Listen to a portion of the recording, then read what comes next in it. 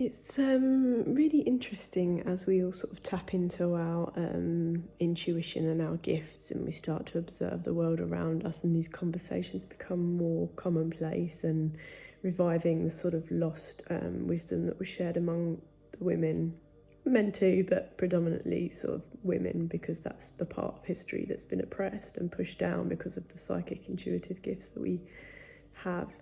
And when people ask you, so what do you see? Do you see people? Do you see colours and things? And I try to explain in a words, I'm clairsentient, I'm clairaudient over clairvoyance, although my dream state and I have visions and I'm a seer in many ways, is that it's really quite hard to explain our individual psychic gifts. And it's not really necessary. Obviously, people just ask out of curiosity because this is a growing practice for the collective. It's a growing subject to be discussed, and it's a growing art, and all this sort of lost, oppressed wisdom is resurfacing because, as we know, there was a nice meme today that says, the three things that can't be hidden is the sun, the moon, and the truth. And everything does come out in the end. And as we sort of, whether it's sort of back in the day when I was doing women's circles and various things, and I could see beyond the physical space, that wasn't a time that I shared what I saw and felt. Especially also in relationships that happened around someone finding their purpose or vocation, and that pushing other people to a place of comparison. I saw many things beyond beyond the timeline that they happened.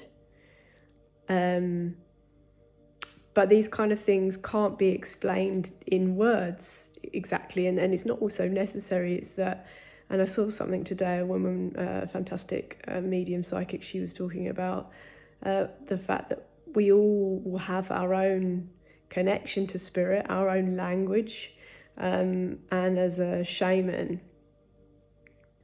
an old soul, high priestess, goddess, like the whole Viking,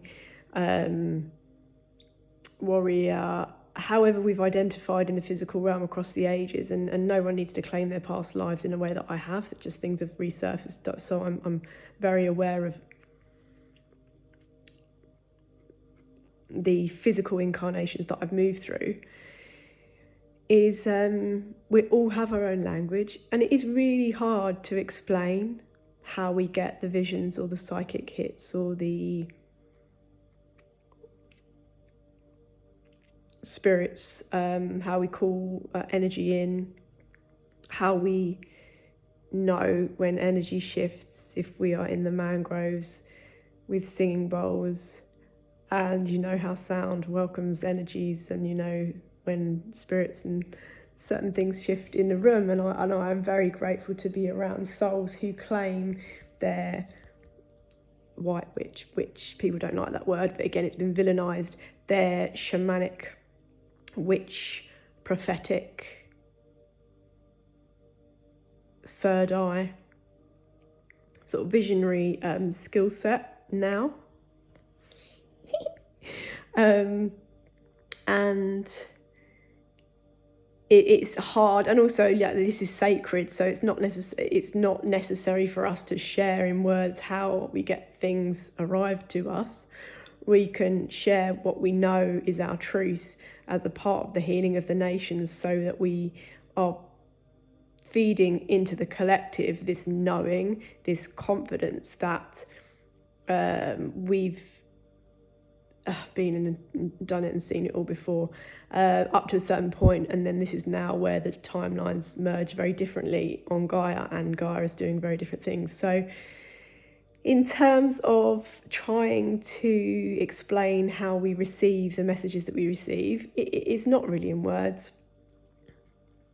And I would be mindful of how much we share.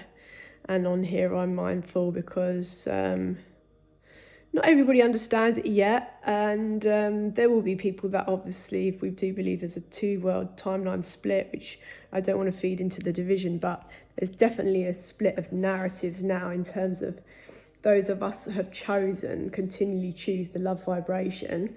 The narrative really is expansion, accountability, knowing thyself, minding our business, focusing on being present, meditation, upful, conscious practices in the physical realm, so our physical vessel can draw in, hold and maintain a higher vibration, because if our vessel is not nourished in the ways, and I'm not talking about being part of any clan or cult or vegan, however we choose to nourish our bodies, if we believe that is healthy and balanced, then we are of a higher vibration because we love what we do.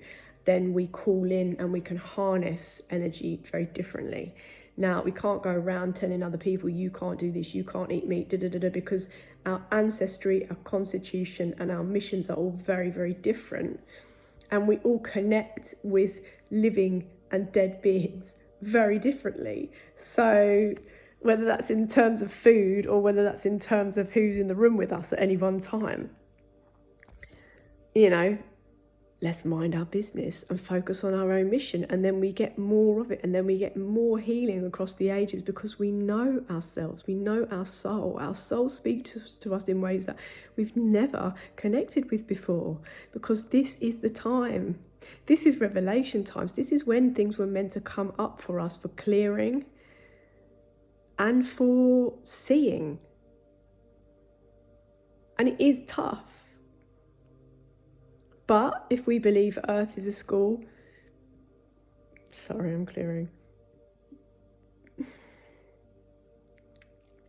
If we believe Earth is a school and only the toughest warriors incarnate here, then 7-11 on the clock.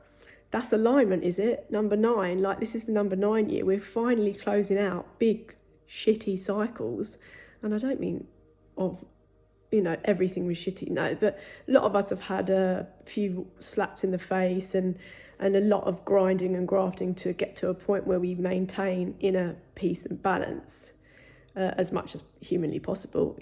As I've shared before, this is a real, authentic, holistic sort of life that I try to embody and share. And no, sometimes you might want to slap someone in the face because they said something absolutely ridiculous, but that's their truth, and my truth is to maintain peace and love, even though,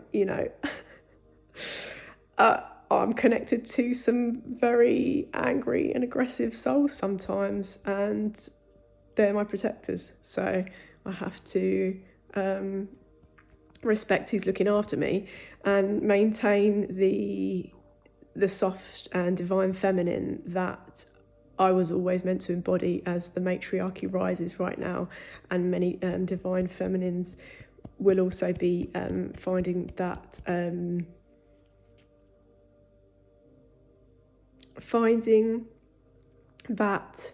part of ourselves as very healing and harmonious and healing and radiating. It's hard because I've got the pooch on my arm. I'm just trying, radiating that outwards, and just leaning into conscious sisterhood and just respect, self-respect, and that will look very different for all of us. So in terms of not comparing our psychic gifts, everything is they're there for everybody. I don't really need to sort of explain how we get things. If you know someone's a seer or a knower. Noah's Ark, there's lots of stuff with boats and water at the minute, and the ark.